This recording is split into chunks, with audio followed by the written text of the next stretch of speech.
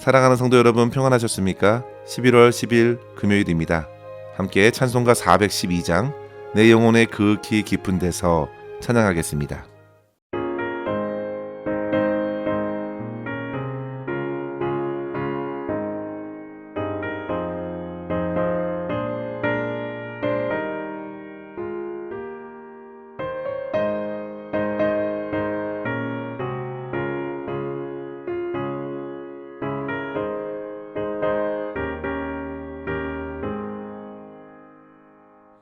내 영혼의 극히 깊은 데서 맑은 거락이 울려나네.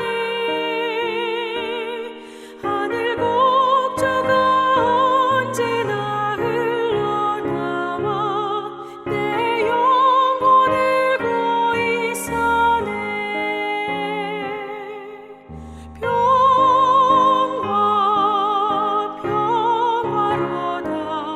하늘 위에서 내려오네. 그 사랑의 물결이 영원토록 내 영혼을 덮으소서. 내 맘속에 솟아난 이 평안은 깊이 묻힌 보배로다. 나의 보화를 캐내어 가져갈 자 그 아무도 없으리라.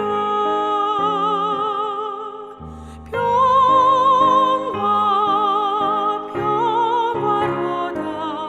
하늘 위에서 내려오네. 그 사랑의 물결이 영원토록 내 영혼을 덮으소서.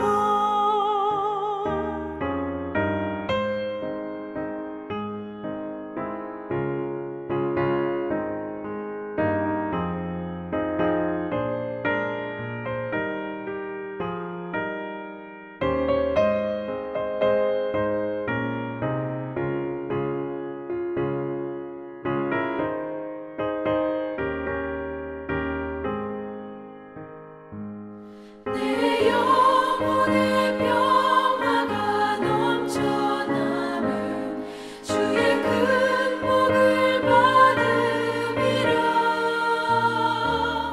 내가 주야로 주님과 함께 있어 내 영혼이 편히 쉬네.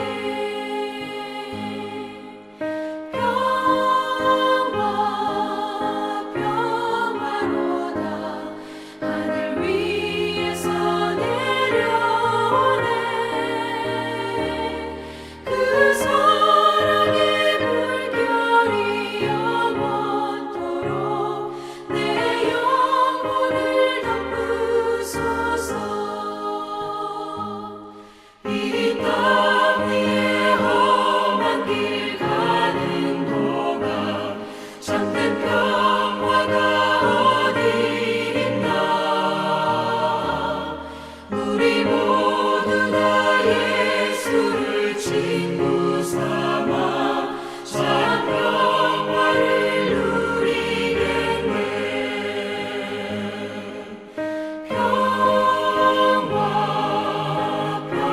평화로다. 하늘 위에서 내려오네. 그 사랑의 물결이 영원토록 내 영혼을 덮으소서.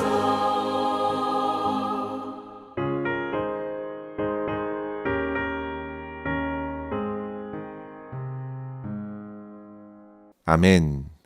이 시간 함께 나눌 말씀은 잠언 14장 17절에서 27절입니다. 노하기를 속히 하는 자는 어리석은 일을 행하고 악한 기교를 꾀하는 자는 미움을 받느니라. 어리석은 자는 어리석음으로 기업을 삼아도 슬기로운 자는 지식으로 면류관을 삼느니라. 악인은 선인 앞에 엎드리고 불의한 자는 의인의 문에 엎드리느니라. 가난한 자는 이웃에게도 미움을 받게 되나 부요한 자는 친구가 많으니라. 이웃을 업신 여기는 자는 죄를 범하는 자요, 빈곤한 자를 불쌍히 여기는 자는 복이 있는 자니라. 악을 도모하는 자는 잘못 가는 것이 아니냐, 선을 도모하는 자에게는 인자와 진리가 있으리라. 모든 수고에는 이익이 있어도 입술의 말은 궁핍을 이룰 뿐이니라. 지혜로운 자의 재물은 그의 면류관이요, 미련한 자의 소유는 다만 미련한 것이니라. 진실한 증인은 사람의 생명을 구원하여도 거짓말을 뱉는 사람은 속이느니라. 여호와를 경외하는 자에게는 견고한 의뢰가 있나니 그 자녀들에게 피난처가 있으리라. 여호와를 경외하는 것은 생명의 샘이니 사망의 그물에서 벗어나게 하느니라. 아멘. 성도 여러분, 여러분들이 어떤 사람을 소개할 때에 그 사람 참 인간미가 있다라고 말할 때 그 사람이 어떤 면을 담고 있는 것일까요? 이 말은 상당히 긍정적인 의미로 다가옵니다. 아마도 그 사람은 기본적인 인간다움이 있어서 다른 사람의 마음을 잘 이해하고 그 형편을 잘 돌아보는 사람일 것이라는 의미일 것입니다. 헨리 나우엔이 국률이라는 개념을 소개할 때 바로 이런 개념으로 소개했는데요. 그가 이렇게 말했습니다. 가난한 어르신들이나 굶주린 어린아이, 혹은 전신이 마비된 군인이나 겁에 질린 여자아이를 보고 국률을 느끼지 않을 사람이 어디 있겠는가. 명백한 인간의 속성 중에서 국률을 제외시킨다는 것은 상상조차 할 수 없는 일인 것 같다. 그래서 성도 여러분, 여러분들에게 누군가가 당신은 국률이 없다고 비난한다면 마음에 깊은 상처를 받지 않겠습니까? 국률이 없다는 말은 내 자신이 참으로 인간성이 없다는 말과 같이 전해지기 때문입니다. 그런데 성도 여러분, 이러한 기본적인 인간성이 오늘날 저와 여러분에게 어느 정도 나타나고 있는지 한번 생각해 보십시오. 오늘날에 여전히 세계 곳곳에서는 치열한 전쟁이 벌어지고 있고 수많은 생명이 목숨을 잃고 있습니다. 하루아침에 삶의 터전을 잃고 망연자실하고 있는 사람들, 자유를 상실한 채 억압된 정권에 묶여있는 북한의 주민들, 아프리카의 기아와 질병에 신음하는 아이들과 여성들의 무너진 인권의 현실은 조금만 관심을 갖고 들여다보아도 우리의 삶에 결코 멀리 있는 이야기가 아닙니다. 그러나 그럼에도 우리 안에서는 그것에 마음을 빼앗기고 싶지 않은 불편한 마음도 우리 마음 한구석에 있는 것을 발견하게 되죠. 오히려 그런 소식을 들으면 마음이 무거워져서 너무 힘들어지기 때문에 되도록이면 관심을 다른 곳으로 돌려 지금 나의 삶에서 행복하고 즐거운 시간에 마음을 쏟으려고 하는 태도로 나타나는 것입니다. 마치 그들의 문제는 나와는 전혀 관계가 없는 것처럼 여기고 오늘의 바쁜 일상을 살아내는 것이죠. 성도 여러분, 이것은 곧 우리의 인간됨이 생각보다 많이 병들어 있다는 것을 반증해 주는 것입니다. 분명히 국률이 여기고 불쌍한 마음이 있으면서도 그렇게 하지 못하는 것입니다. 그런데 그렇다면 우리의 이러한 처지를 잘 알고 계시는 하나님께서는 어떠하실까요? 하나님 아버지께서는 국률이 풍성하셔서 저와 여러분이 죄와 죽음으로 눌려 있는 것을 도저히 지켜볼 수가 없으셔서 말씀하여 주셨고 찾아와 주셨습니다. 그리고 자기의 아들 예수 그리스도를 이 땅에 보내주셨고 주님을 통하여 저와 여러분의 모든 문제를 해결해 주셨습니다. 주님께서는 이 땅에 오셔서 가난하고 병든 자들을 위로하여 주셨고 그들에게 천국의 복음을 알려주셨습니다. 그러면서 제자들에게 누가복음 6장 36절에 말씀하셨죠. 너희 아버지의 자비로우심 같이 너희도 자비로운 자가 되라. 오늘 우리가 읽은 이 잠언의 말씀도 주님의 말씀과 맥을 같이 합니다. 21절의 말씀에 보시면 이웃을 업신 여기는 자는 죄를 범하는 자요 빈곤한 자를 불쌍히 여기는 자는 복이 있는 자니라 했습니다. 이 말씀은 팔복의 말씀 중에 국률이 여기는 자는 복이 있다 하신 말씀을 생각나게 합니다. 이웃을 업신 여기다. 이것은 멸시하다, 하찮게 여기다라는 말인데요. 이 시간 함께 읽지는 않았지만 잠언 14장 31절의 말씀에는 가난한 사람을 학대하는 자는 그를 지으신 이를 멸시하는 자라 했습니다. 사람들은 쉽게 자기보다 가난한 이들을 괴롭히는, 무시하는 경향이 있습니다. 그들에게 마땅히 주어야 할 삭을 주지 않는다든지, 가난하다고 해서 그들에게 어떠한 차별을 둔다든지 하는 것은 모두 다 하나님 앞에서 죄악이고 주님을 멸시하는 것이라 한 것입니다. 사랑하는 성도 여러분, 잠언이 말하는 지혜의 근본은 하나님을 경외하는 것에 나옵니다. 우리의 삶의 모든 일상들이 결국 우리를 지으신 하나님과 관련이 있는 것입니다. 관련이 없는 것은 하나도 없습니다. 이유는 하나님께서 저와 여러분을 만드셨기 때문입니다. 우리가 악을 행하는 것, 죄를 범하는 것은 하나님을 무시하고 경멸하는 것이고, 우리가 선을 행하는 것, 또한 의를 행하며 어려운 이들을 돌아보는 것은 분명 지혜로운 성도의 모습으로서 하나님을 경외하는 모든 행위가 됩니다. 따라서 성도 여러분, 오늘 본문의 말씀을 통해서 우리는 하나님을 경외하는 성도로서 두 가지의 삶의 태도를 살펴보면서 도전을 얻었으면 합니다. 첫째로 성도 여러분, 세상에 소외되고 가난한 영혼들을 돌보고자 하는 선한 노력을 힘써야 되겠습니다. 20절의 말씀에 보시면요, 가난한 자에게는 이웃에게 미움을 받게 되나 부유한 자는 친구가 많으니라 했습니다. 세상이 정말 그러합니다. 가난하면 이웃들이 피합니다. 뭔가 도와주어야 할 것 같기 때문이죠. 그만큼 국률에 외면하는 것입니다. 자기의 형편 챙기기에도 바쁜 세상의 모습들입니다. 반면에 부유한 이들에게는 친구가 많습니다. 그가 친구가 많아서 부유한 것이 아닙니다. 그의 부를 통해서 사람들이 몰려드는 것이죠. 친구하자고 다가오고 교제가 넓어지는 것입니다. 그러나 성도 여러분, 과연 그 가운데 진정한 친구가 몇이나 될까요? 그 부함이 사라져도 남을 만한 친구가 몇이나 되겠습니까? 그만큼 부가 사람의 호감을 얻게 하는 것입니다. 가난은 오히려 소외를 일으킵니다. 그러나 이러한 세상의 형편 앞에서 성도들은 어떻게 해야 하는가? 바로 하나님을 경외하는 마음으로 선을 도모하는 것입니다. 소외되고 가난한 이들을 불쌍히 여기고 돕는 것입니다. 22절의 말씀에 보면 선을 도모하는 자에게 인자와 진리가 있다고 했습니다. 이것은 헤세드의 사랑과 신의를 말합니다. 그러니까 사랑과 믿음으로 선을 도모하고 긍휼히 여기라는 말씀이죠. 23절에도 보시면요, 모든 수고에는 이익이 있다 했지요. 그런데 입술의 말은 어떻습니까? 궁핍을 이룰 뿐이라 했습니다. 입술의 말, 그것은 곧 말로만 하지 말라는 것입니다. 더웁게 하라, 배부르게 하라, 따뜻하게 하라. 말로는 다 할 수 있습니다. 입술의 말로 얼마든지 사랑한다, 힘내라 말할 수 있습니다. 그러나 그렇게 말뿐인 것은 여전히 상황을 궁핍하게 할 뿐입니다.